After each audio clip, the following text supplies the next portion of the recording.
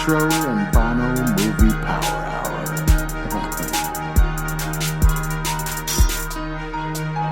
You know what? Where's Hawk at?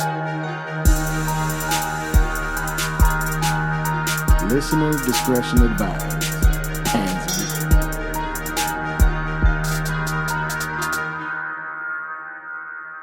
Welcome to the Electro and Bono Movie Power Hour. I am Electro, of course. Yo, what up? This is Bono. And we are back again with another exciting edition of the Movie Power Hour.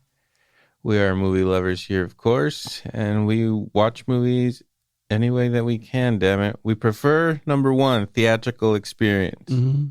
Best way to watch a movie. Number two, don't pop in that 4K, man. Yep. If you must, we stream it, which is what most of the people do. I stream most of the time. Some have 4K capabilities, some don't. Yeah, but we ingest movies however we can. We're big movie lovers here, and we love to talk about movies, and that's what we are doing. The spooky times are among us. It's here. Bono.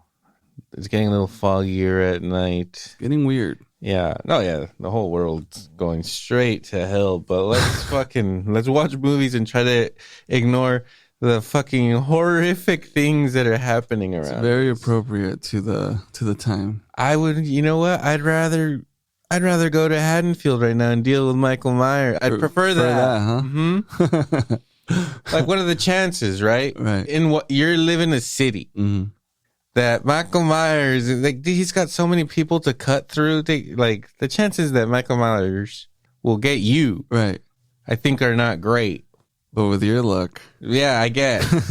If I had to choose Right. to live in a city with Michael Myers, Right. and in the world that we're living in, I'll take my chances. I might take a fucking chance with Michael at this point. Yep. And that's what the spirit of Halloween's all about, you know? Choosing to be in a horror film. Yeah, which horrific shit do you want to deal with, huh? Instead of dealing with the real life horror that is happening around us. Right. So, God bless it. Yeah, distract horror with horror, man. And yeah, I mean, this movie that we're talking about is horrific. It's one of those things. It's in there. We are talking about Weapons, of course. A nice little hit that came out of nowhere. Mm-hmm. Directed by Zach Cregger, who directed Barbarian, which we really liked. Yep, surprisingly liked, yes. That was one of the hits of that year. That was like no one expected that one. Right. And it was really well done. It was funny. It was scary. It's one of the horror movies that sticks out in recent time. Right. So, of course, you get excited of like, okay, what's his next movie going to be? Right. And when the trailer to Weapons came out, it's an outstanding trailer. Right. Like, it just immediately, you're like, oh, fuck. The movie's going to rock. It's going to start some shit. It looks special. The movie looks special. And the plot, pretty fucking genius. Just 17 kids went missing. Mm-hmm. What happened? Immediately, you are in. Right. That's the fucking first line. 17 children went missing. Mm-hmm. Fuck. Shit. I'm in. Horrific. Yeah. Terrifying. I hope those kids are going to be okay. And man, what happens? Jesus. Well, there was hype. There was some hype for Weapons because of Barbarian. Well, that's the thing too. Barbarian kind of came out of nowhere, but completely different. So, all right, let me ask you this. In your expectation to what Barbarian was in this one, like, was it, would you say it's like on par with it? Do you think it matched that energy? Out of being from fucking random, even though they name dropped the fuck out of it, right? Oh, the Barbarian coming from the mind, right? Right. So, was it that impactful? I don't know. My opinion about this movie is kind of strange. I think this is a way better movie than Barbarian. I think, like, on every fucking level. Right. But it is not as scary as Barbarian. Barbarian scared me. Right. This movie didn't really scare me. There's like 3 good moments of creepiness. Mm-hmm. But yeah, this movie wasn't scary. I would barely consider this a horror movie. It's got like horror elements. Right. And horrific things happen in it. Mm-hmm. But this is just a straight up classic like mystery, like a little thriller where It's a psychological thriller, man. Yeah. And I think maybe the element, as we'll get into it, it's what you were saying in the start of this. It's meshing reality with actual horror fantasy. Yeah. You know what I mean? The key element there is the children. yes, 17 children went missing. They just got up one night at 2:17. Why not 316? Stone cold. Steve Austin. Yeah, dude. The bottom line. What does he say? Because Stone Cold said so. 2:17. That has to be a Shining reference. How does it have to be a Shining reference? That's the name of that. That's the number of the room. 2:17. It's 237, isn't it? 2:17 is the original number from the book. Okay. That got changed to 237 because the hotel didn't want that number used because then they thought no one would want to stay in that room. I see. So they had to create a number that didn't exist within the hotel. So they changed it to 237. So deep cut head nod then, huh? I think so. Wow. If That's it cool. was a mistake, then It's a good mistake. that's a very happy mistake. It's a good one. For you to pick 217 because every fucking movie already it's 3 a.m. Okay, Right. What are we kidding here? Yeah. 3 a.m. Oh, you wanted it a little worse? 333. You wake up at triple threes. Right. You better be on your fucking toes, man. Or maybe 327, mess with the numbers a little bit. That'd be cool. That's a little worse now that I think about it. But they're not doing that. No. We get to 3 o'clock. Yeah. So they stay away from 3 at all. Yeah. They're not waiting Let's till break 3. the mold a little We're not bit. going to wait till 3 here with weapons. These kids are leaving 217 Random time. on the dot. Yeah. Leave your homes. The children weren't taken or anything. They all willingly ran out of their homes and into the night and were never seen again. Powerful scenes.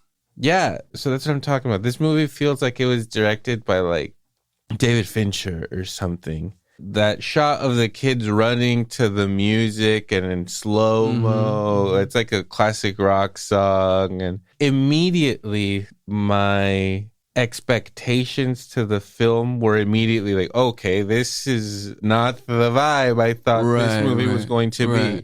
I expected fucking Insidious, like is this going to be a horror movie? Which honestly, it would have made it fucking super dark. Right. If you switch that up, 100%. What makes this movie interesting is that it is like if Zodiac was a movie about fucking something supernatural instead of something real, you know? Right. It's like Right. like that's what I felt like. It was very Zach Cregger stepped it up. Like Barbarian was a really cool movie. That was awesome, but I feel like he like really fucking stepped it up with this one and in the scope of the story and everything that he created and the chops for being like, hey, like this is like a horror movie, but like 80% of it is not going to be a horror movie. Only like 20% of this movie is like actually horror. Well, I mean, the other horror, right? Okay, so that's what I'm getting at. The element here of having children of your own and then seeing this movie under that scope also on top of the scary is like, look, man, there's nothing going to be scarier than losing sight of your kid. And that's for a fucking second. Right. Like, I always think about... It's like that or Leatherface for me. Yeah. Yeah, one day when you have your kid... I'm kidding. It's going to be that. But it's like that overwhelming fear. That same fear of Leatherface, for sure. Right. For fucking every second of your waking moment. Yeah. It's what makes it like, oh, fuck. Like, this is really bad. Like, I don't like this. I feel weird. So, like, I think... I enjoyed too, like the flow of the movie with the soundtrack and the score, but it was like it needs to be that, or else this is really, really grim. Like this is just a downer of a downer. Well, I mean, I could see that movie and it being a very good movie, right? And it's gonna be a downer, but like the natural move for this movie should have been was to do that, right? And to cash in. Right. Because then people are going to be like, this movie's fucking terrifying. Sinister and style. like, oh my God.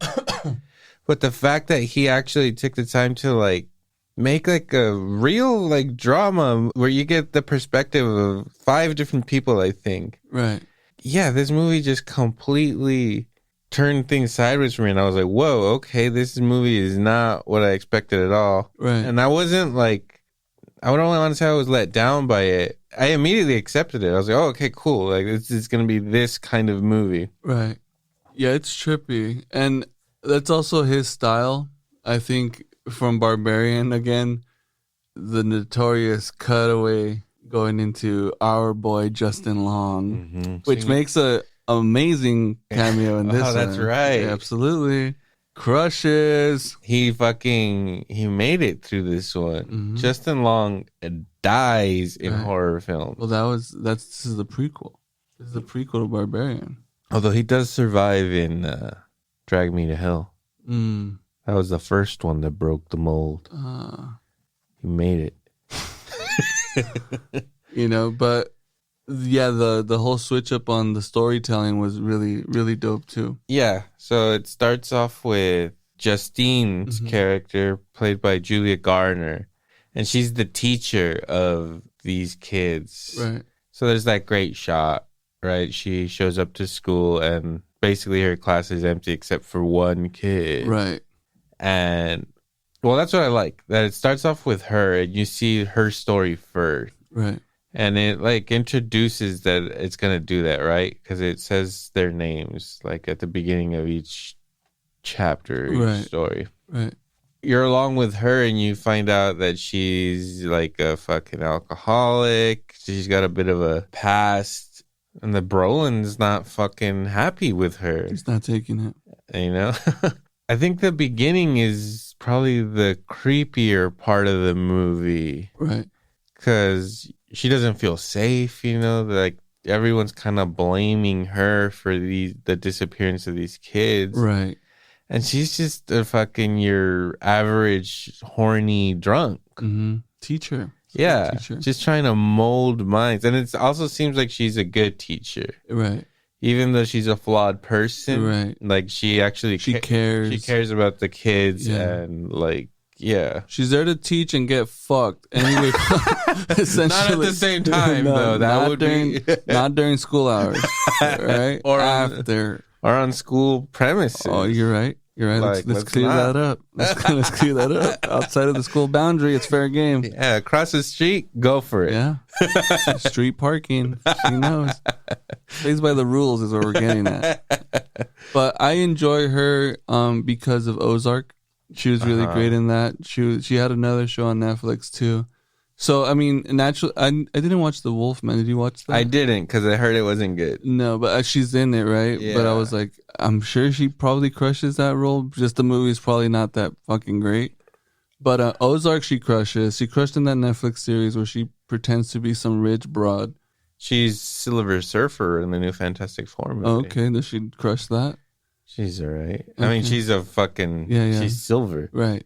She's surfing. Right. I don't think you gotta get do a lot for that. Yeah. A whole lot of acting. Just surfing through the galaxy, you'll be fine. That's it. Stand there. But she delivers in this one, and She's good. Really cool. She's very good. Mm-hmm. You feel her pain. She's suffering. She's being blamed for this shit. Right. She just wants to get fucked up. And fucked. And fucking Brolin is kind of, well, I don't know. Maybe he's gonna do something. Maybe he wants to do something. For sure he wants to do something. He completely blames her. We're talking about Josh Brolin's in this movie, of course. He plays Archer in the film. Right. Pascal was actually supposed to be in this movie as Josh Brolin's character. I don't like that. I love Pascal, but Brolin fucking crushed. Oh, I mean, he's amazing. He's just an aggressive presence. I don't think I don't want Pascal charming every fucking woman. Even if their child's fucking missing, he'd still be trying to do his thing. Brolin wasn't. He was looking for his son. Pascal's gonna fuck his way through that. Yeah. If his son goes missing, that teacher doesn't stand a chance. He's gonna bang her. Yeah. And still find the kid, But I don't need that. Yeah. Give me Brolin aggressive, fucking, really when the scene happens when she's getting blamed, like he's the first one to have like the outburst and be like, well, what the fuck's up with the police? Shut the fuck up there. Yeah. Like, what's going on? Yeah. What are you guys gonna do about it? Like, essentially saying like, hey, I can do a better job at this, and you guys ain't doing shit. And you feel that in every moment he's on the fucking screen. He's just a really aggressive presence. That's Brolin for you right there. Like you said, Pascal maybe I'm sure he could pull it up. Right, but you just feel that from Brolin. Like I'm sure if I met Josh Brolin in person, I would be so just like hearing him talk. Right. I'd be like, he's got a great voice. He does have a great voice. Like I don't know. Right. I'd be scared of him. Right. If he talked to me, I'd like, I don't know. He's intimidating. I'd be very intimidated. Thanos, you know? Yeah. Do some shit. He's a man. He's a man's man. He's like one of these guys that still looks like people used to look. Right. He came from James Brolin, the guy he was in the original Amityville Horror. That was Josh Brolin's dad. Right. And, you know, he was very much like you see his face. It's like, oh yeah, that's a dude from like the 60s or 70s. Right. And Brolin, you know, that type of looking person, like, they don't exist as much anymore. Right. He has one of those old school looks, like old, like Robert Redford, who just died actually. Oh R.I.P. shit! How'd he die? Fucking flipped the vet, dude. He flipped his vet. He flipped the vet, bro. Totally spilled it.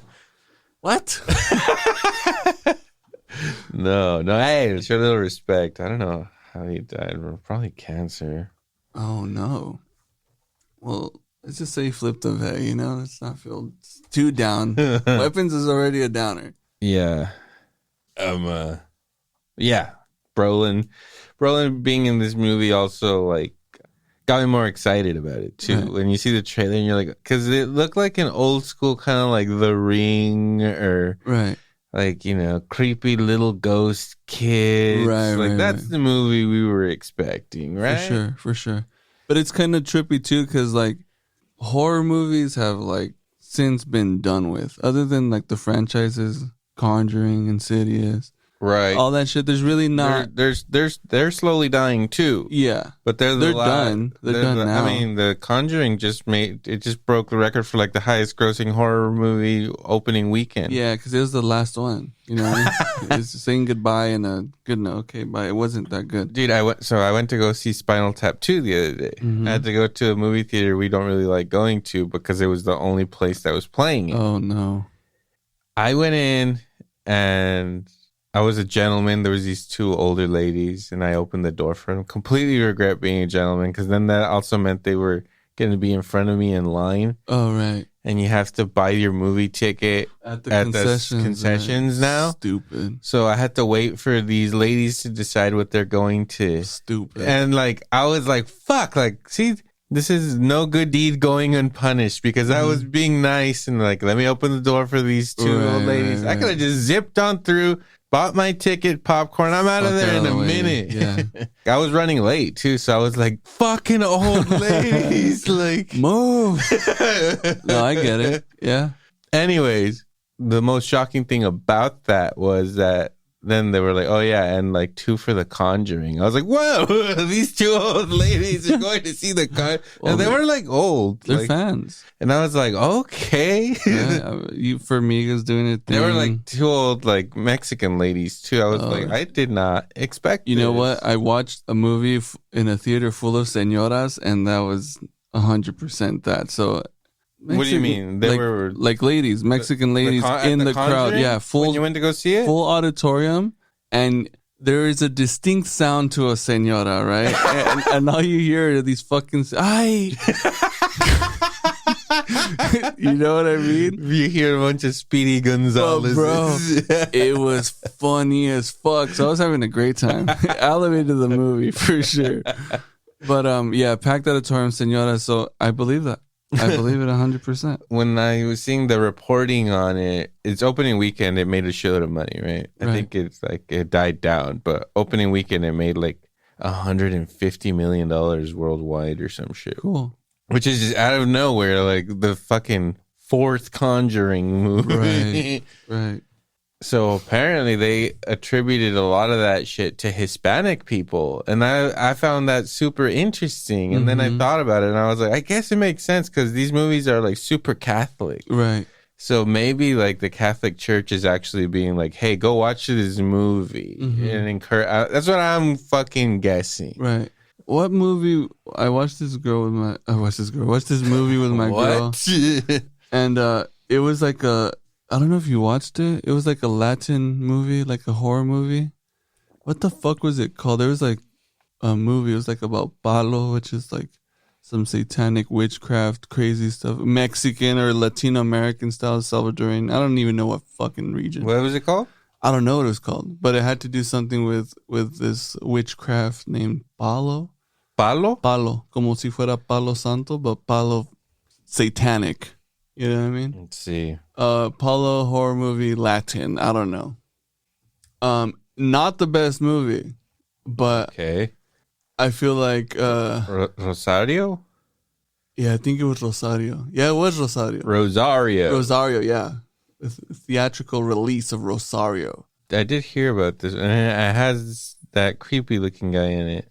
Yeah, I'm not sure who. Again, pretty forgettable movie, but from what I remember, it was super Latino based. So like, I think for sure they're going in on This? Yes, that's the one.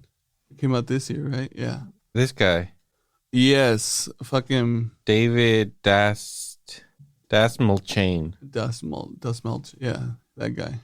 But it was just a fucking Latino movie, horror movie, just crossing over. What's he doing in a Latino movie? He's the creep. He's a fucking creep, is what he is. I guess that's what you get typecast when you look like that. He's a creepy neighbor, I believe. You see, he has like a talk show in coffins. No, he's a talk show. He has like an intro. He does a show on YouTube where he interviews people. No, I haven't. But they're in coffins. He's in one coffin laying over there, and then the other person's over here laying in a coffin, and they do an interview laying in coffins. What? Yeah. That sounds pretty cool. That's very creepy. Is there a mirror on the ceiling or something? Like how? I mean, I think they're just recording them. That's pretty weird, yeah. Might as well turn off the lights. Might as well get naked. Jerk off. If you're not looking at if you're not looking at each other, it's not gay. See the fucking stream just fly over you. That's why the coffin's got lids, just to shield all the jizz. You waxed this one, right? Can't afford it sticking. Anyway. But yeah, no, this movie came out and it was like, I feel like it was just strictly for Latinos to go watch. It's called Rosario, man. Uh-huh. That's a perfect Latin name. You're going to watch that. Right. But this one was the complete opposite. Again, weapons. There's not a lot of Mexicans in this. Not at all. Was there any Mexicans in this? I don't think so.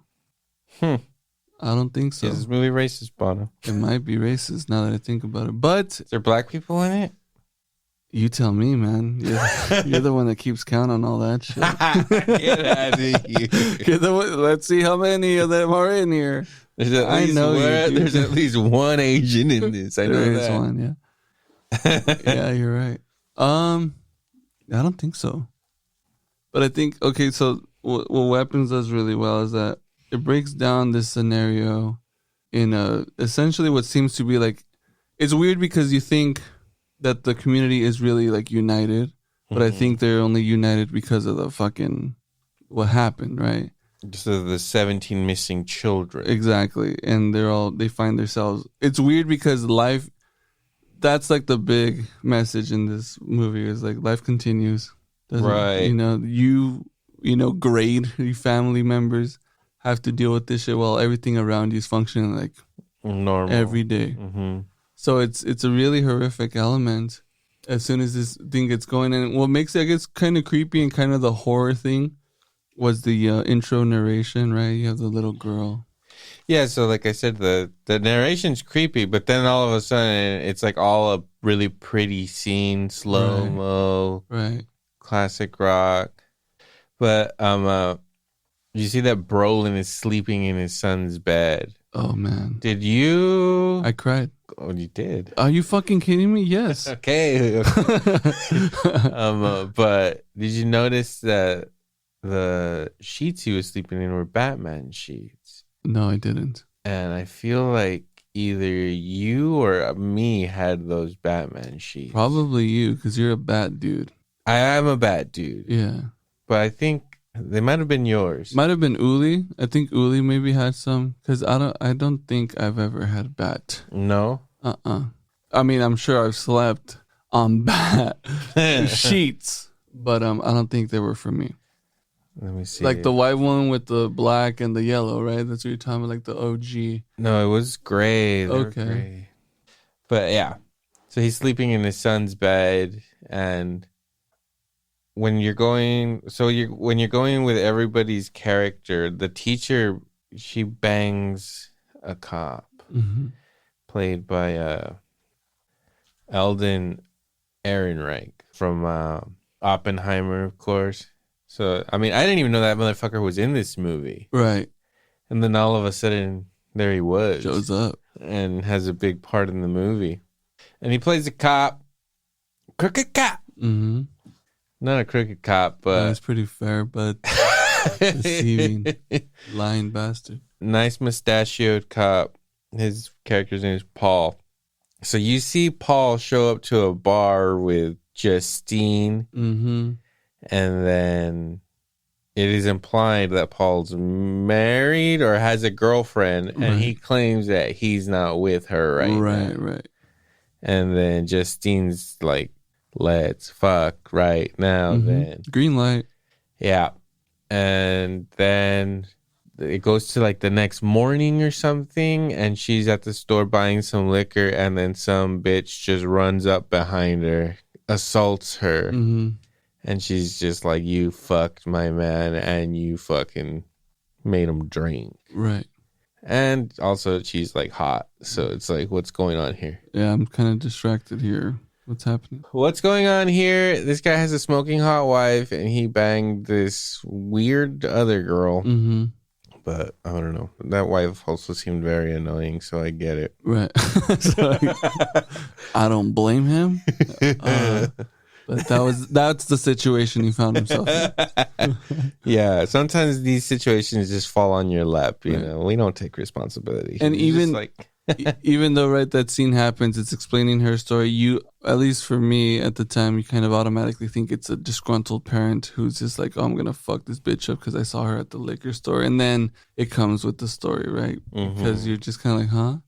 The fuck, this bitch is crazy, right? Just ran up on her. yeah, Where the feeling for her obviously is like safety, right? I think they show after the meeting that she goes home and someone knocks at her door or whatever. Which, yeah. you know, Which we later find out was Brolin Brolin. himself. He was the stalker. He was being the creepy one, the angry one. He could have done anything. Who knows? Yeah, a lot of people are reading into this movie a lot. Right. Like, you know, the way Josh Brolin's character acts, you know, like he's a very much like a toxic masculinity, blah, blah, blah bullshit, right? This man over here is just going to be like, shut up, woman. Right. Like, well, really? You should let the men fucking handle this. This is what, like, you know, Right. you're a witch. Right. And people, I feel like, are saying that this movie's saying like a lot of different kind of things or whatever, like about how our country is dealing with shit, or how we are, like where we are as a country basically right now. Right. And yeah, with concern for your kids and like crazy shit happening. Again, I think this is like just like a super realistic portrayal of what a town is, or what a city is. It's a neighborhood where everybody knows each other, and then just like some supernatural stuff starts happening, Right. and then the mystery is just like, what's causing all this shit, Right, and then where it goes, like the explanation. Right. I definitely did not see that coming. No. Did you? Not at all. And I think you're right. I think it has a lot to do with like the current state of this country.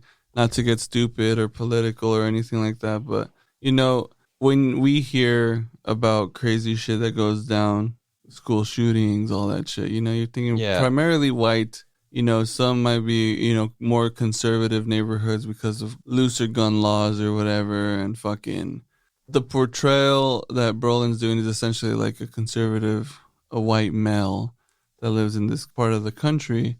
And the community might be on the same level, but are currently dealing with some shit. It doesn't mean to take it there, but the fact that we live that as a country is what makes it like, oh, fuck. This could be really...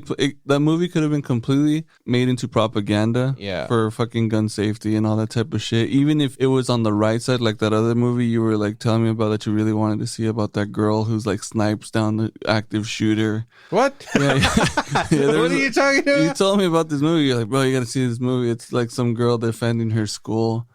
Which turned out to be like a right-wing propaganda movie. I don't know what you're talking. Yeah, yes, you do. You told me about it. Okay, I don't even know what you're But there's a movie for that's literally the opposite of this, meaning that it's like full right-wing, really like, hey, gun, let's make sure our kids know how to use guns to fucking defend themselves and all that type of shit. Mm-hmm. This didn't take that route, but I think it was required to not make it that conservative. Because right away you get, you know, the introduction of the principal, which happens to be, what's his name? The principal guy, right? We know him as, from the IT crowd. Shit, his name's not on here. Yeah, British actor, right? I think it's Benedict Wong. Also in Doctor Strange, right? He's part of the... Yeah. He's one of them. Yeah, Benedict Wong played Marcus. Who's the, gay principal. Right. So it was crossing both sides of the spectrum, saying like, no, it's more of a liberal neighborhood. And you don't find out he's gay until like a different story. The first time you meet him, you don't know he's gay. Right. I mean, the gaydar goes off pretty right away. You know? As soon as he opened his mouth. Yeah, you know. Fully explains that later down with a great scene. Great stuff.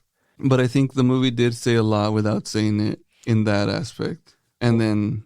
Well, like, I was listening to an interview with the director, and he was being asked a lot of these questions, like, are you trying to say these things with your movie? Mm-hmm.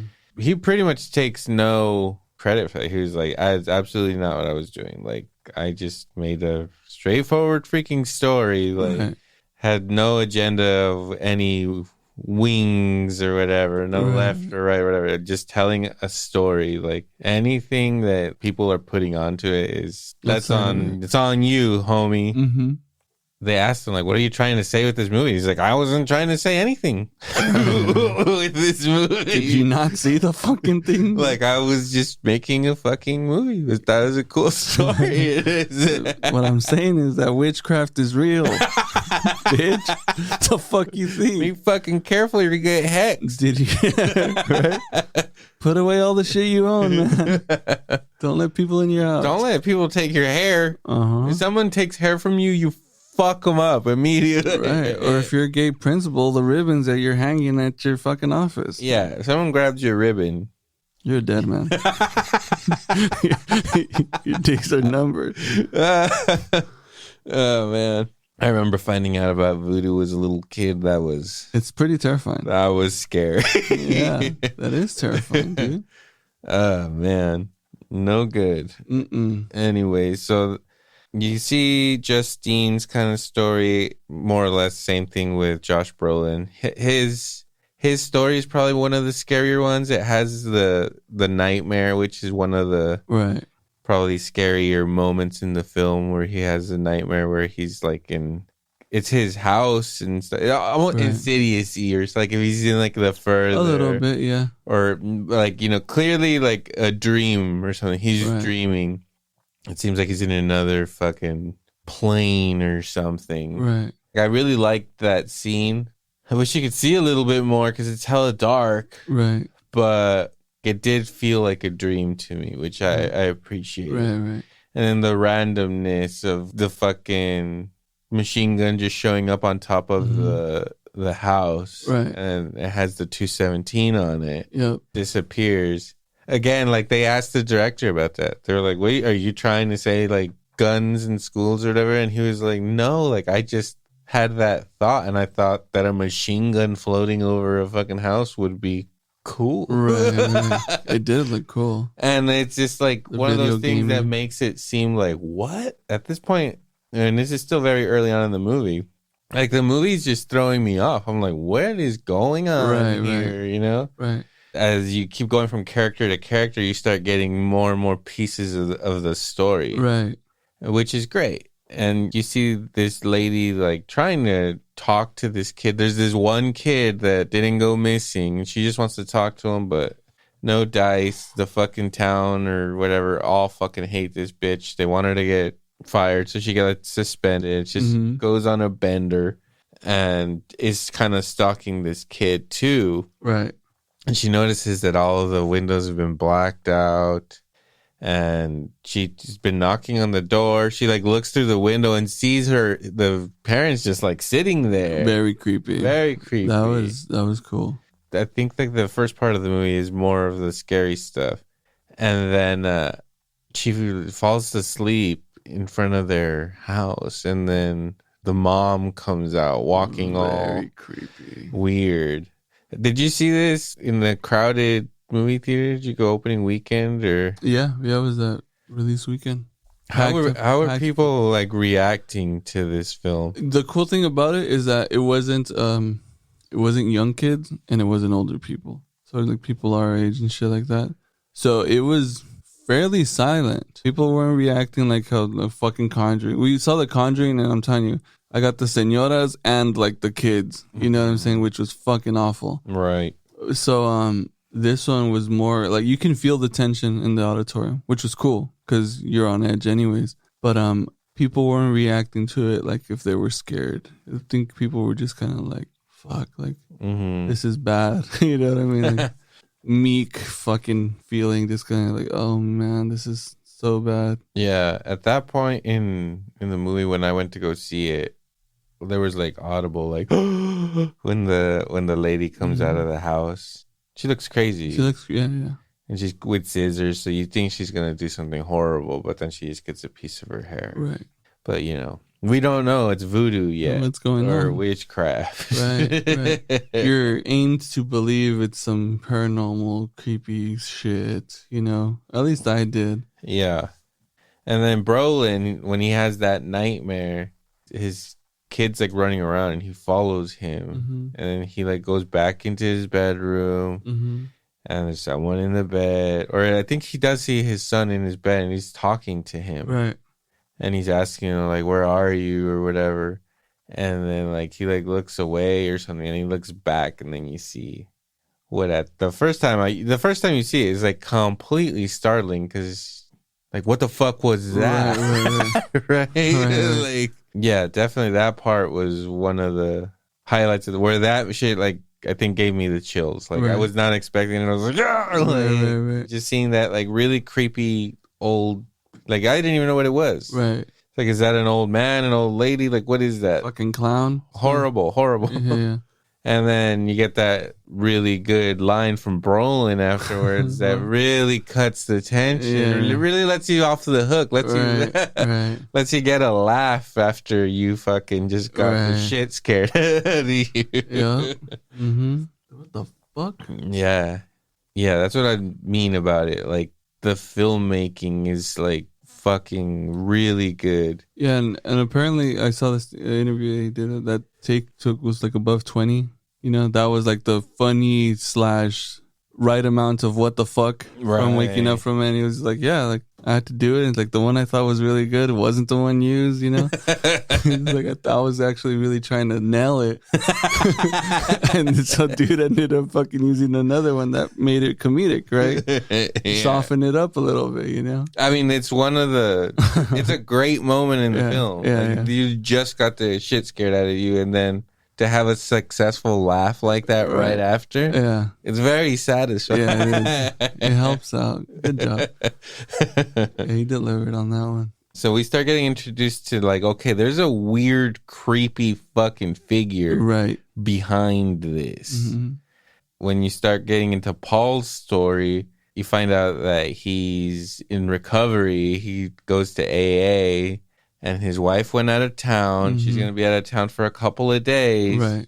And she's trying to tell him to go to a meeting, and he's just like, I'll go to a meeting if I want, bitch. Right. Like, The fuck you're up. fucking nagging me all the fucking time. I'm so. That's why I'm saying, like, I get why he cheated on her. Right. She seems like the overbearing fucking wife or whatever that's constantly like. But see, like, there's also a shit can being fucking kicked around because not only is he a cop, his sergeant or the chief is the fucking dad. Right. So it's like, ooh. Did he get hooked up? Yeah. Was he plugged in because of that? Right.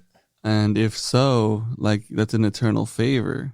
Right. You do something dirty, like go out on the fucking chief's daughter, you're on the shit list. That's true. You know what I mean? So he was pretty fucked.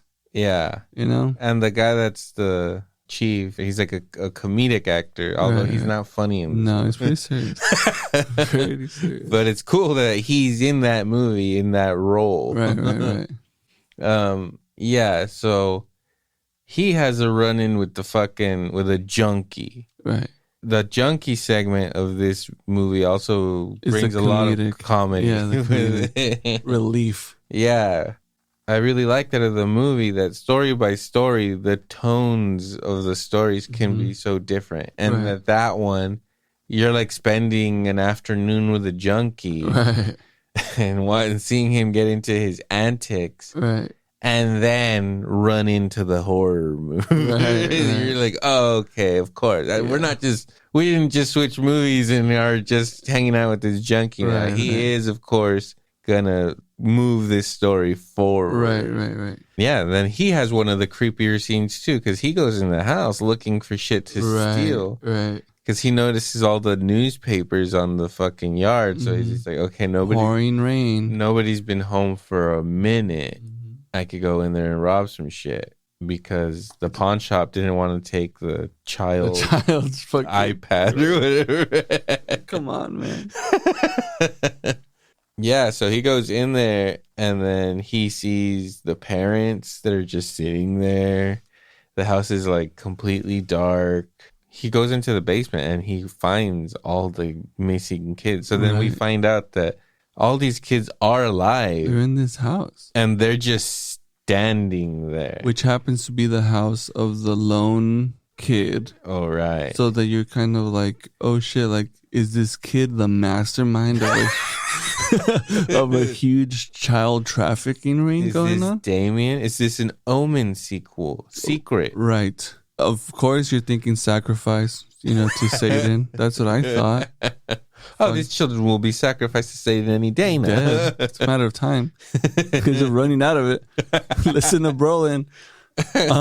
So yeah, when that happens, it was a really creepy scene. Of course we're always scared of fucking basements. Of course that's gonna be the thing. No, There's never efficient fucking lighting in these basements. First of all, your laundry's down there anyway. So what the fuck are you doing? Get some fucking bulbs in there. I get it. The place is blacked out for no light, but hey, still use the electrical. Relax. Put some fluorescence. You don't have to worry about it. You get a really creepy scene. And they all turn and look at this fucking guy. Yeah. And you're kind of like, wait, are they fucking demons now? Or were they just like shocked that someone found them? Before they're the sacrificial lamb, each one of them. 8 bolts out of there. Get the fuck out, right? And what does one of them the parents try to tackle him? What happens? I don't think so. Doesn't he have a struggle? I think he just runs out. Okay. Yeah, I think he gets out of there pretty clean. But how does he come? Got a score. He had a pillowcase full of stuff, so he goes back to the pawn shop. Okay. And in the pawn shop, he sees the poster for the missing kids, and that there's reward. There's a $50,000 reward. Right. So then you get another comedic scene of him calling and trying to secure this fucking $50K. Right. And he just got chased by fucking Paul. Right. And Paul he got stuck with a needle. That's so gross, and then fucks him up afterwards. Yeah, that was pretty hardcore. I feel like you should get a pass if you fucking deck a junkie after you stuck yourself with his needle. Yeah, for sure. I'm sure everyone understood. Because he's like all scared that it got recorded and that he's going to get fired. Right. But I'd be like, dude, I just asked him if he had any needles. He said no. Right. I stuck my fucking hand in there and I got stuck with it. Like, immediate rage, and I punched him. I wasn't thinking. Right. I was thinking about getting fucking AIDS, and I punched him. I never understood that either. Like when, yes, of course, you have your touching shit. You don't want your skin to absorb it. But if you're gonna get stuck with a fucking needle, wearing a little rubber glove ain't gonna do shit for you. You know what I mean? At all. Yeah. So when that happens, I was like, oh, that's so fucked up. That's so fucked up. Gross. It's really gross. And then he gets stuck in the face. Yeah, he gets stuck twice in this movie. Oh my God. So good. Yeah, not good. So goddamn good. Scary. So Paul was chasing him around, basically told him, like, since I decked you, right, you're gonna get to fucking get out of jail free card. I'm okay with AIDS. You get out of town. He asks him, he's like, you don't have like AIDS or anything, right? And he's like, I don't think so. He's like,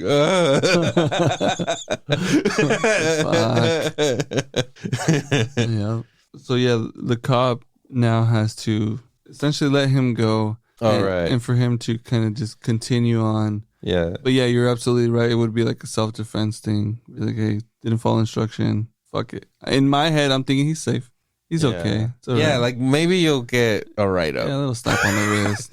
It's like, what the fuck would you do if you got stuck by a fucking fentanyl fucking needle, man? Fuck. Yeah, maybe a lawyer won't see it that way, but at least for you and everyone around you, you'll be like, yeah. You're right. He deserves it. The law's the law. Yeah.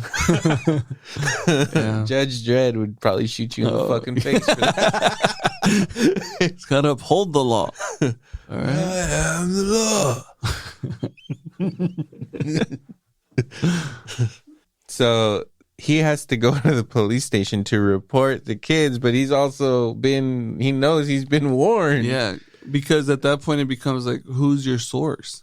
Well, your source is going to be some junkie who just wants some loot, you know what I mean? And then you would have to disclose that anyway. So either in any situation, he is fucked. He is digging himself all the way. But he does have a hot lead, which was by this junkie, right? He tells him, hey, they're at this fucking house. Like, go check the place and fucking, you'll see for yourself. Which was later on a really gnarly scene as well. Really fucking cool. He takes him to the house. And I love it because the door just opens, just is nothing but darkness. Mm-hmm. And he just walks. You're like, don't go in there. And of course he goes in. Door closes behind them. All of a sudden, it's nighttime. You know, hours have passed. The junkie's back there like fucking begging to be let out. Right. And so you're like, fuck. Like, they got Paul. Mm-hmm. And then he comes out of there all zombie-like again, grabs the fucking junkie and drags him into the house. Right. Good stuff. Really good stuff. Very scary. So after that, you get the perspective of the kid. So this is when you finally get the story. The reveal of what's happened. Mm-hmm. And it's so fucked up. It's very fucked up, man. It is so fucking dark. I think a lot of movies don't do that anyways. Like, give the perspective of a child. You know, it's always children are involved for sure. You never get the perspective. And this one is a little bit different because you get announced that you see a really loving family, you know, young family. And, you know, the talk in the household, it's like, oh, your aunt's coming. Like, your aunt's going to come and it's okay. She can stay here. Not a problem. Whether that creates a ripple in their relationship, whatever. They're like, mention how they don't even really remember her. Right. That they think they met her once. Right. So that's like really... It's really ominous up like front. This fucking random family member just came out of nowhere. Right. And all of a sudden, they have to take care of her. Which honestly isn't uncommon. I know as a child, and I was meeting my aunts and uncles from my dad's side, you know, never seen them in my life. I'd seen them for the first time 10, 12 years of age or some shit like that. You're kind of like, who is this person? You know, who's this stranger sort of deal? Right. So like seeing that from the kid's perspective, and not only that, this really creepy looking family member, aunt, whatever the fuck she was to them or wasn't. Aunt Gladys. shows up. Really scary. So yeah, the kid perspective too of being in the school and seeing all this shit go down, the teacher, new teacher, the whole nine. It's really fucked up, man. It plays a real significant role in this movie from giving you that insight. And yeah, you see the transformation of the parents once the aunt gets there. And they don't really go off and explain that too much, right? It's just like the transition happens. No, I mean, they explain it pretty good. Like, no, like show it. I mean, like not how she does it, but like their transition. So it just happens like he gets home one day from school and they're just sitting in the kitchen. That's what I mean. Like there was no back end for them before he got home. It happened within an afternoon while he was at school. In the morning they were normal, and then he gets home from school and they're pretty much zombies now in her command. Right. And he immediately can tell something's wrong with them. Right. They're like barely talking. Like I think there's still like a little bit of them in there because they actually speak to him. Right. They answer his questions, kind of. Right. Even though like you can see that there's like nothing behind their eyes. Right. And then all of a sudden Gladys is speaking for them. Right. Like, oh yeah, your parents want you to do this and then go straight to fucking bed, right? And he's like, what the fuck is going on? Right, This is super weird. And he's like, she's saying this to him and he's like telling his dad, like, Dad, what the fuck? Are you cool with this? And the fact that his dad's just like not responding, he's like this kid's like so intelligent that like he kind of immediately reads the situation he's in, and he's like, all right, I guess I have to like be in this lady's good graces. 100%. It's super, super smart, super intelligent. It also speaks on like the bond that parents have with their child, if given like the correct bond, you know what I mean? Yeah. And for him to recognize that real time and adapt was like, oh fuck, which is the terrifying part of the child perspective. That's why those traumas end up living in them forever and all that type of shit, because of them having to adapt to a situation that's fucking horrific. Oh no, well his kid's fucked either way. Mm-hmm. Because at the end of the movie, it's coming. It's kind of a happy ending, but like not really. No, it's pretty dark. And what makes it worse is that you do see like you get one scene with the parents with them being loving and interacting with each other, and you can see like the dad's personality with him and shit. So then when it's not there, when it's completely gone, the kid immediately is like, "What the fuck is going on here?" Right. The next morning, he comes down and they're still at the table, like they never freaking moved. Yeah. And then Gladys is waiting there, and she's like, "Sit down. I'm gonna fucking break it down for you real quick. Like you need to listen to me, or I'm gonna make your fucking parents fucking mutilate each other." I love the fact that she says, "I can make them eat each other if I want." I was like, "Fuck! Please show that." No. Well, you do get to see.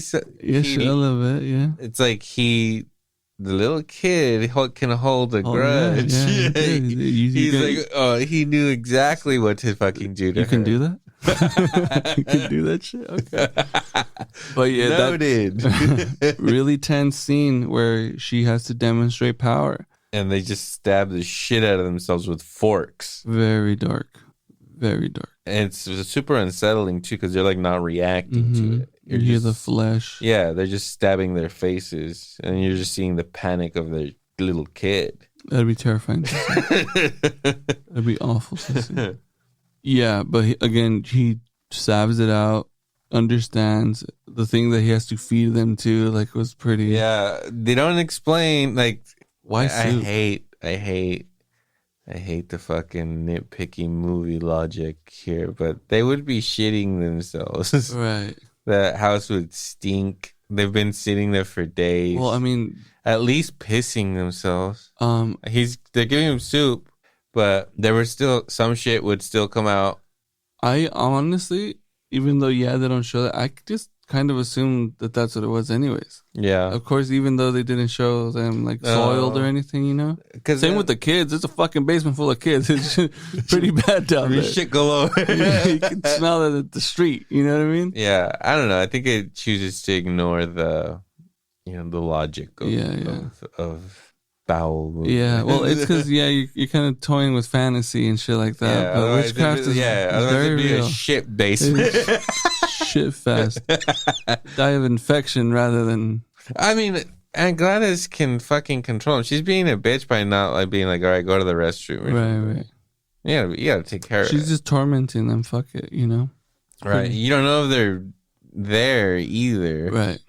It seems like by the end of the movie, like if you're in that state for too long, your mind is never gonna come back. Right.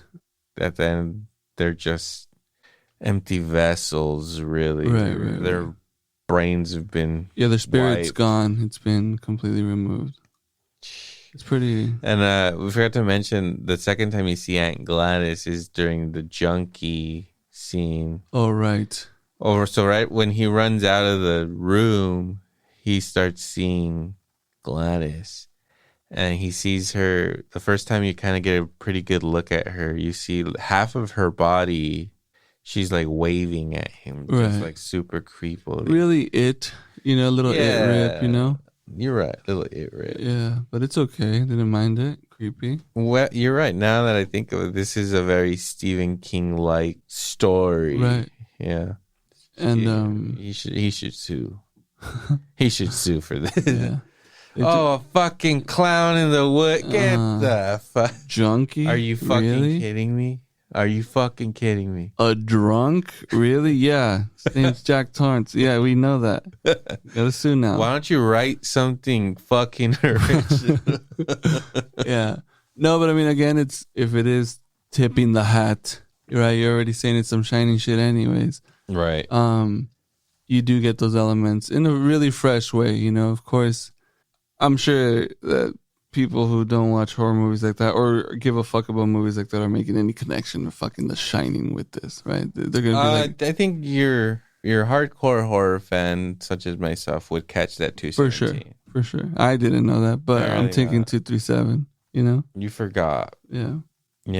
But even at that, it's kind of like, all right, now we're crossing into the next part, the next world, the evil of what this is, right? Because you're seeing it in full display that this bitch is in complete control over a person. Right. Oh, so you see that she also finds out that the principal of the school is kind of asking too many questions. Right. So she needs to fucking disappear him. Right. So this is when you see how she does it, which she stole his ribbon and then she took the parent. She goes with the dad who had a stabbed face. Right. She just puts makeup on him. And it's like speaking for him. Right. It's crazy. It's pretty. And like the principal's kind of forced to be like, okay, like, like still be understanding and be progressive, right? Of course. Gay principal. Benedict Wong is a great actor. He's great. I love him. Again, it crowd, bitch. Go that deep. Go that deep. You seek it too. What is it? Countdown groupies are the most voracious and sexual. We don't serve alcohol here. Surely non-alcoholic. He's so good. So to see him be a fucking menace in this one was kind of like, what'd you think about the gay bashing in this? Ooh, way to fucking do it. Fucking not the gay bashing that you usually do. But there was a different kind of gay bashing, more physical, literal bashing. Yeah, so she goes in there. She already stole his ribbon earlier. She asks for a bowl of water. It's so much like, and I love the scene because he immediately is just like, no, right? He would not let her in. But then his flamboyant husband comes over here and he's like, oh, girl, get in here, you know? Right. Were they married?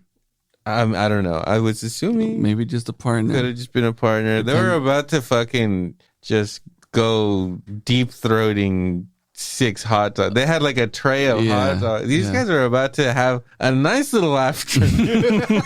Yeah, very pleasant. Yeah. Maybe like 1 or 2 in the afternoon. Yeah, dude. They were just like, let's Just the boys hanging. just watch Wheel of Fortune Yeah. and eat hot dogs. Yeah. That's a pretty chill afternoon. Hell yeah. No shit. Okay. Maybe not married, depending on the So state. what is this movie trying to say? Well, Zach Cregger says he doesn't have an agenda. I think I'm starting to see it. He's not pulling any punches. He's saying bash gay. right in the dead center of your movie, huh? Yep. Yep. Loud and clear. He was clearly running from his homosexuality. Right, He tried to right. beat Right. it out of the person he loved the most. Wow. Yeah. I see. Mm-hmm. Very pleasant. A lot of layers here. It starts off with eye gouging, huh? Does it start off with that? And then comes the fucking headbutt bash Does he fucking fest? gouge his eyes? Yeah, I believe he does. I'm pretty sure he fucking puts him down, does the eye thing, and then bashes his head. At least I thought that's what I saw. It's been a while since I watched this movie twice. I was actually gonna ask that. I only saw it the one time, and I feel like I need to rewatch it. I watched it again like within 2 days just because I was like, I need to watch it again. Not be terrified. No, see it for what it is because I Right. was not expecting this movie. So the whole Right. movie I was. It's like Barbarian, yeah. Yeah. So I rewatched it again, and then much like Sinners, right? Like the first time I watched it, I was like, okay, that was not what I was expecting. Right. Not that it was bad. It was like the movie is clearly very fucking good. It's shot so well. It's Right. acted so well. Right. Like it's so good. But I was wrestling with it. Like I was like, obviously it's a really good movie, but is that a horror masterpiece? Like Right. I don't know. Right. A lot of hype. There was a lot of hype for this one. And I was super hyped because that trailer was one of those perfect fucking trailers. Yeah, man. yeah, it was good. So it was not what I thought it would be. But then once I accepted it, I was like, okay, let's go into this movie, and it's about witchcraft. And Right. let's watch it again. Right. And I enjoyed it like a lot more. Right. I mean, I enjoyed it the first time I watched it just fine. I was just kind of like taking it in, being like, I did not, what the fuck? I did Right. not expect this movie to be this, Yeah. like at all. To end with a witch being chased by a fucking bunch of little kids. To go through that dark ass movie and then to kind of end it on a laugh. Because Right. that scene is fucking funny. It is hilarious. It's very funny. You're laughing for a while because they're chasing her and she's just screaming. Right. And it's almost like cartoony Right. the way she's screaming, like Right. Yeah.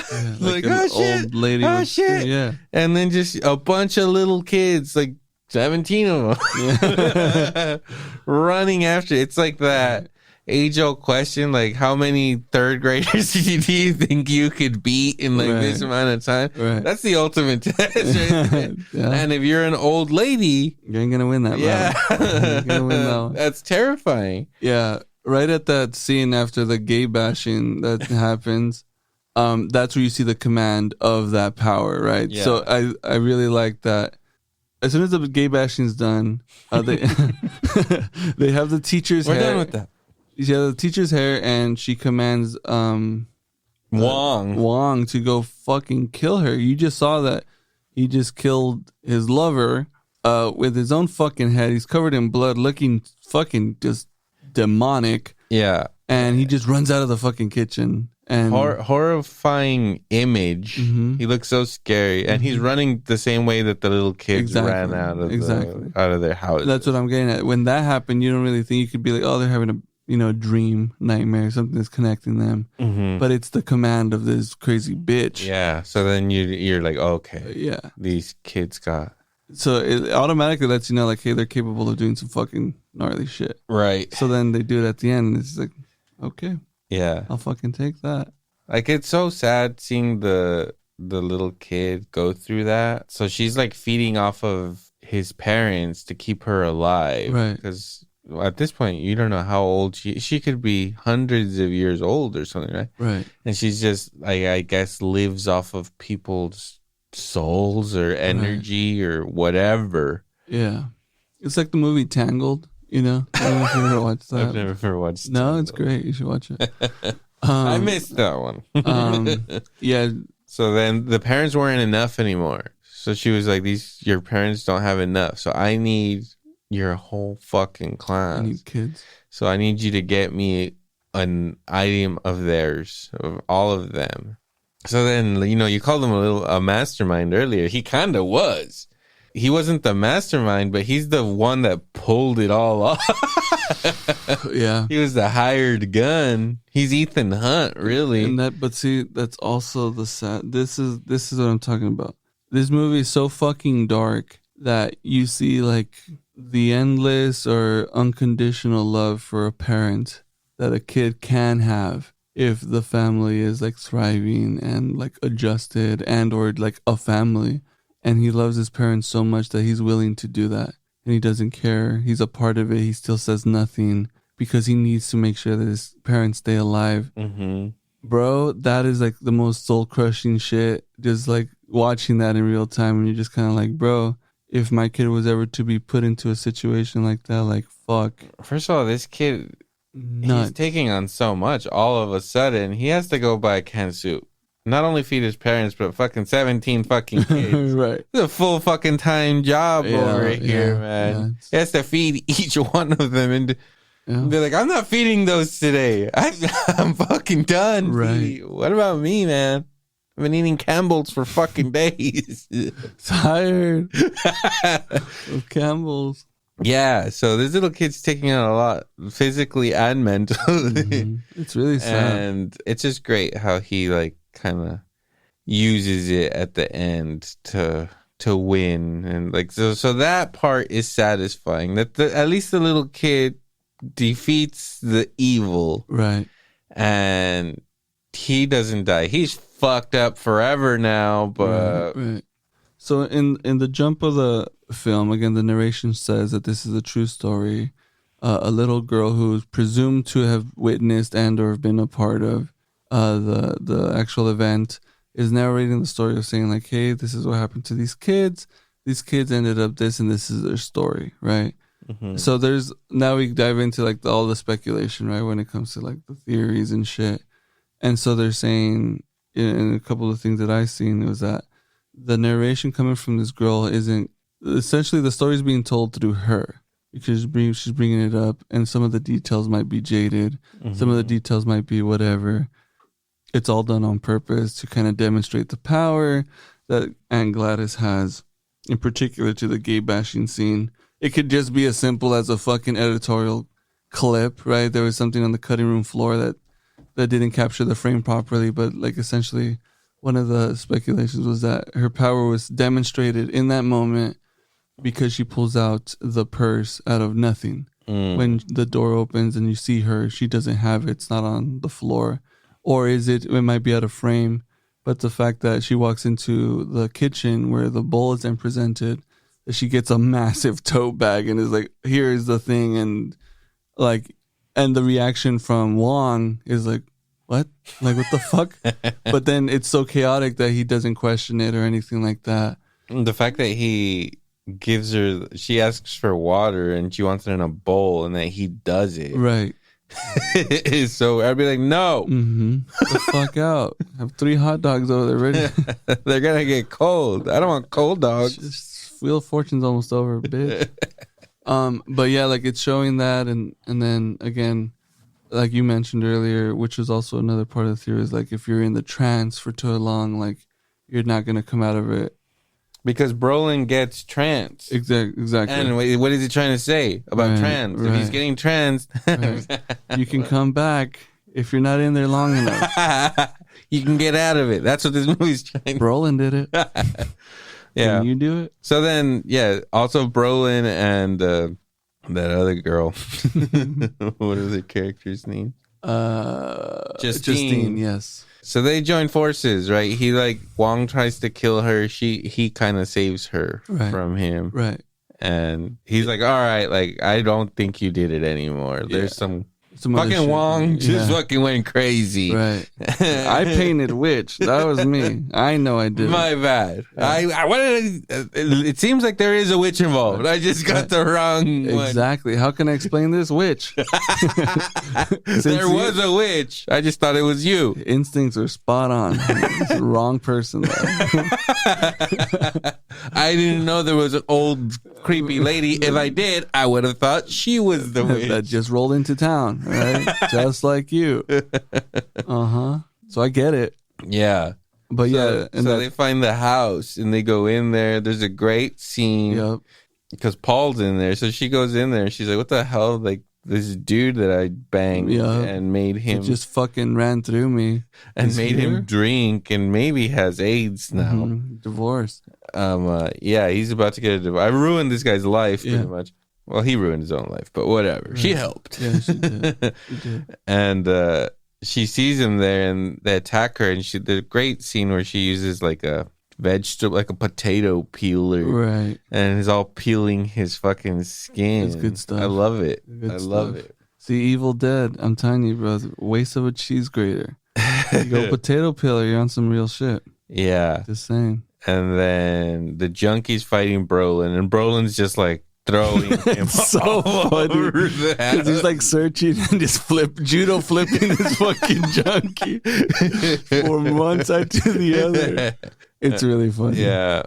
And then another one of the scariest parts is when he goes down there and it's all dark and all the little kids are in there. He's using his phone he's like looking for his son. Right, and then he finds coming. the old lady. Yes.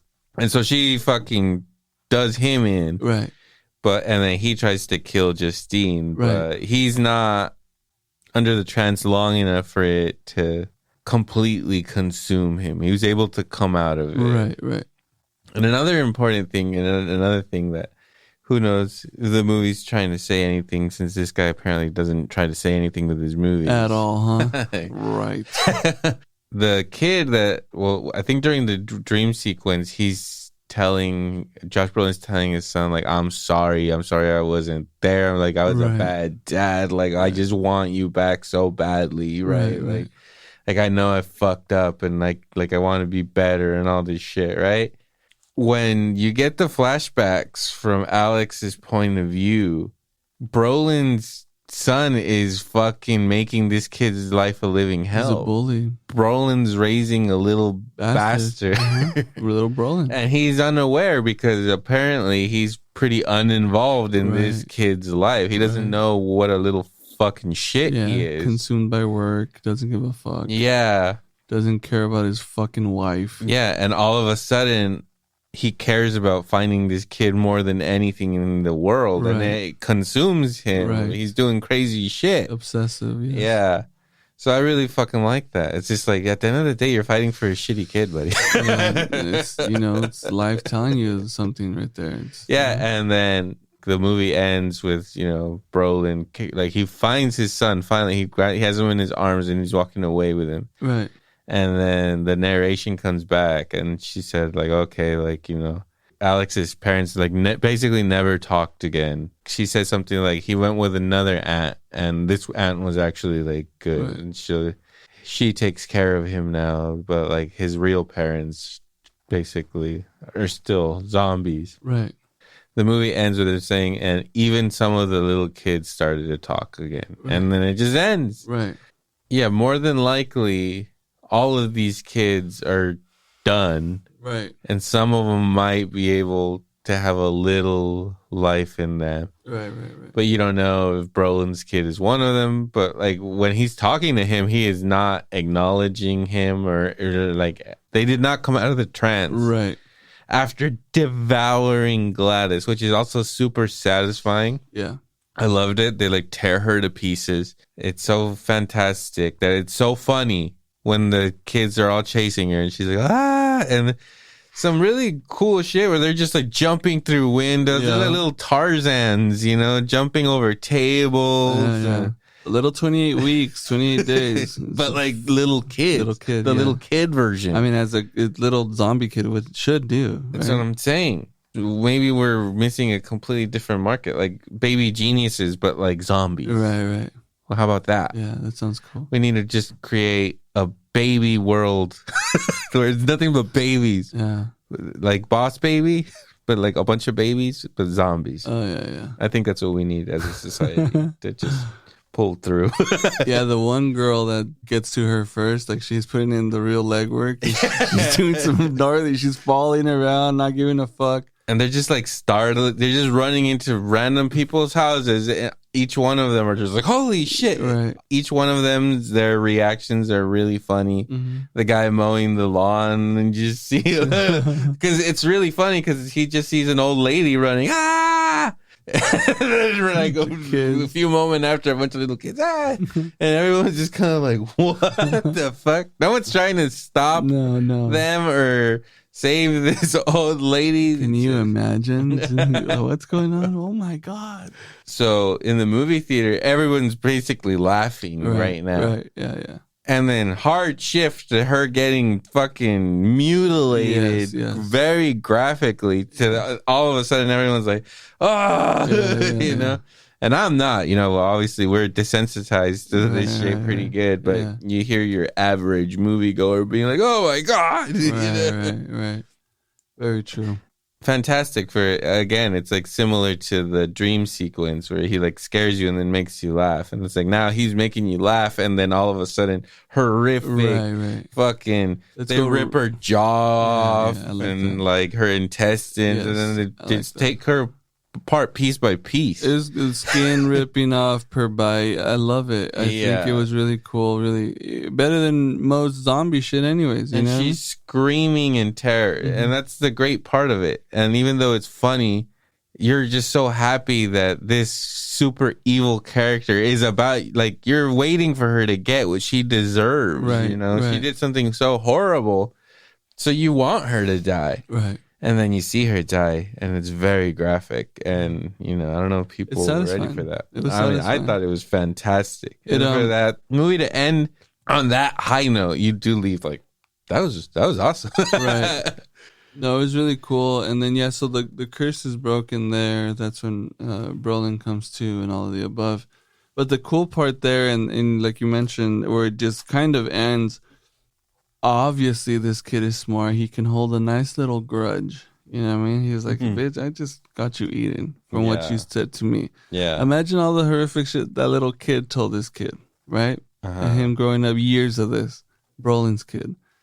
He is still in control of these kids. He's not. He broke the thing? Yeah, because Gladys was in control of that. But then he controls them. As soon as Gladys died, they all like were broken of it. No, but they're zombies still. No. But see, he does the ritual, meaning that he's in control. And so until he dies, will he lose that power? Oh, I guess you're right. Because you're right. Because they don't show the curse thing breaks is when she breaks the thing and gets rid of it, right? For whatever the function needs to happen. Yeah, I think this kid lucked out with getting the voodoo right. Yeah, he nailed it. He learned the fucking method and mastered it. Because how did he link it to all the kids? Because they were already all under her spell. So he took her shit and was like, okay, well, let me just mix it in with that. Well, that's why I think the spell gets broken, because it was all linked to her, and then they devour her. He's not a witch. Right. But he also was able to cast the spell. He pulled a fast one on her. You know what I mean? He fought fire with fire. Yeah, he learned it. He learned it and did it. So, I mean...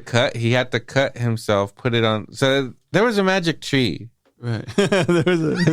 Sorry, guys. There was a bit of a fucking little bonsai tree. Yeah, it's pretty cool, though. That fucking apparently holds this power. Right. So I guess whoever the fuck has that tree can be in control. I don't think it's necessarily him. Yeah. He doesn't hold the power. Yeah, also in Tangled, there's essentially like a little tree that... So this movie ripped off Tangled. Yeah, pretty much, to be honest. Wow. Yeah. It's live action Tangled. Except the lead girl had really short hair. Okay. You know what I mean? That's true. You should watch it. But yeah. At least that was one of the speculations that I had listened to. That was that at the end of the movie, again, yeah, even though he has like this control because they are bonded to him through blood, he just allows them to carry on in their life, but at the same time could essentially bring havoc into the world if you wanted to. I don't think so. I think you're reading. You're going. I didn't read shit. shit. You're going into the message. Other people are you getting keep saying too. that when we've been talking about these horror movies. Well, same thing with Bring Her Back. Uh-huh. You were over here doing a lot of speculating. Bring Her Back. Which one's that one? The one with the little kids that are all mutilated. Oh each yeah, other. yeah. You did some reading. You did some internet reading, and you were like, "Well, I read Right.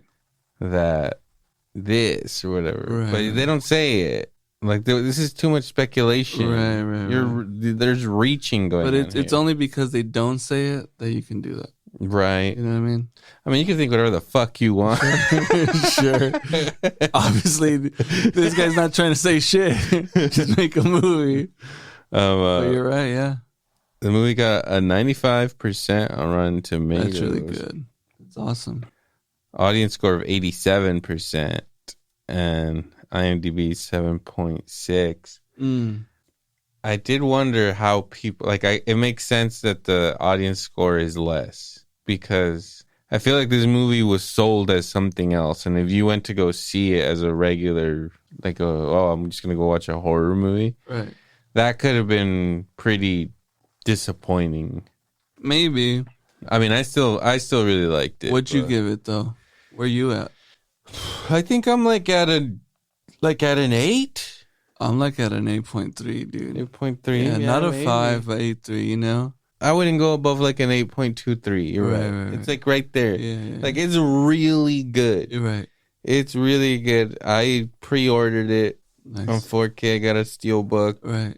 I think I'll watch this movie more, and I'd probably grow to appreciate it even more. I need to rewatch. And rewatch That's it. what I was going to ask you too. How many times Because you've I seen think it? it's super well made, and the director has said that he kind of was trying to do the Magnolia movie. Remember that movie with Tom Cruise? No.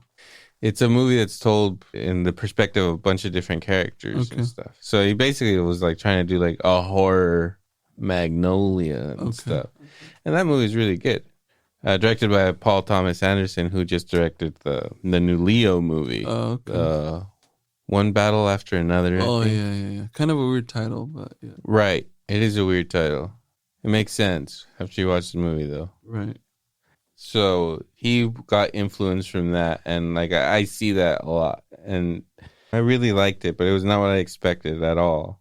Much like Barbarian, you know, in a completely different way. Right. Like the movie surprised me, and in a very good way. It's not what I expected at all. I very much enjoyed the journey and the mystery unraveling. Right.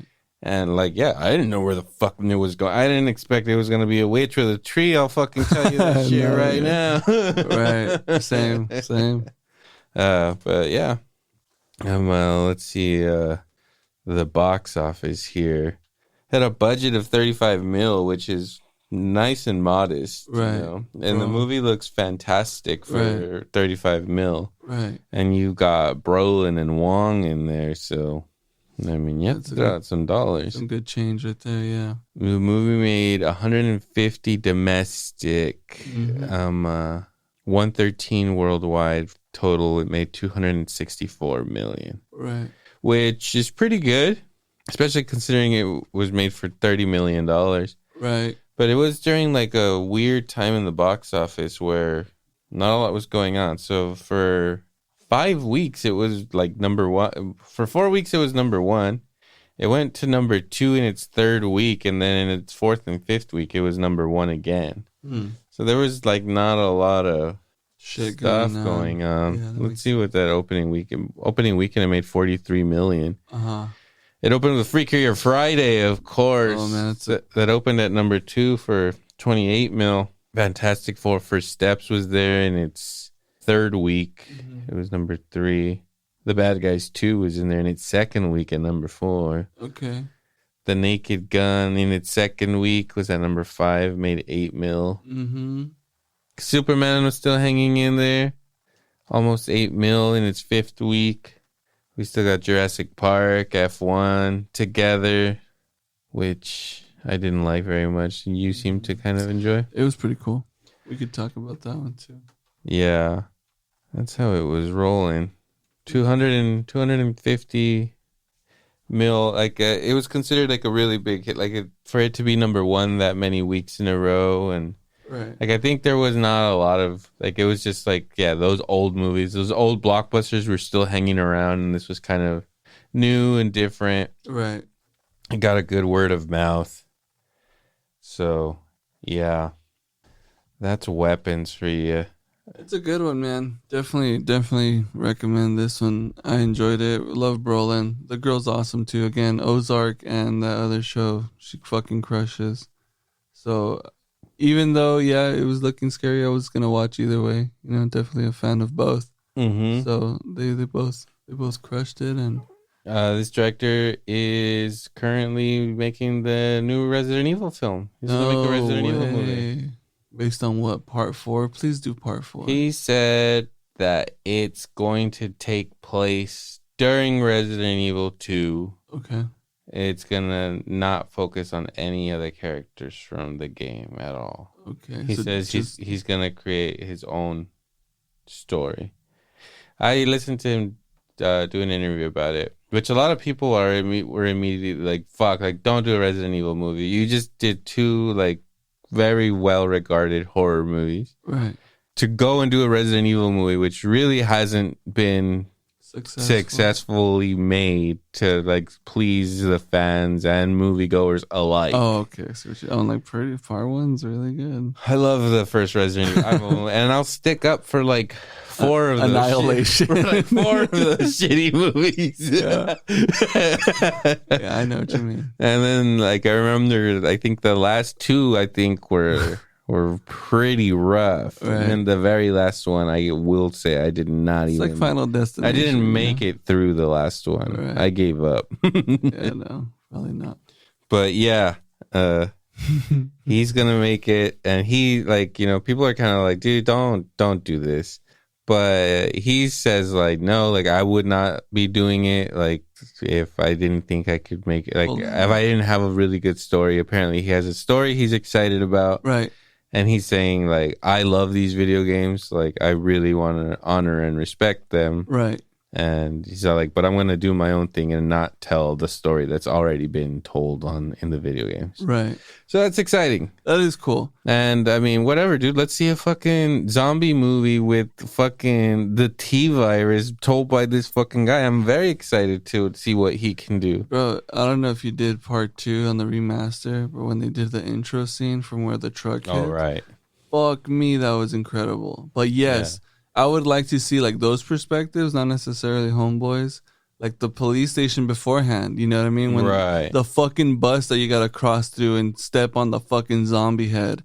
You know what I'm saying? Yeah. Some really cool shit. The fucking gun store guy who's over here shooting zombies thinking shit's going crazy and then gets eaten. But come on. Yeah. What's up with that, dude?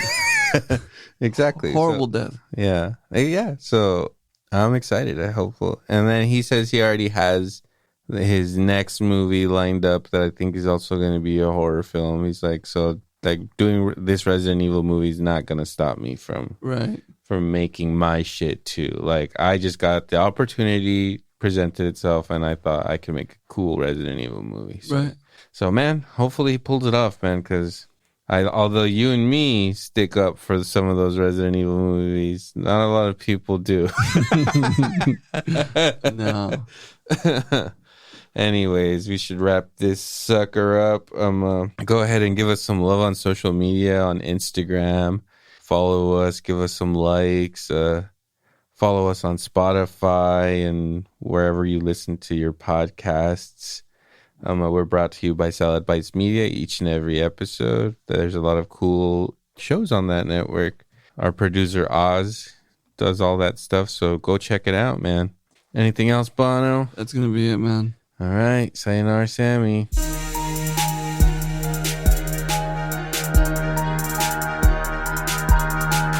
The Electro and Bono Movie Power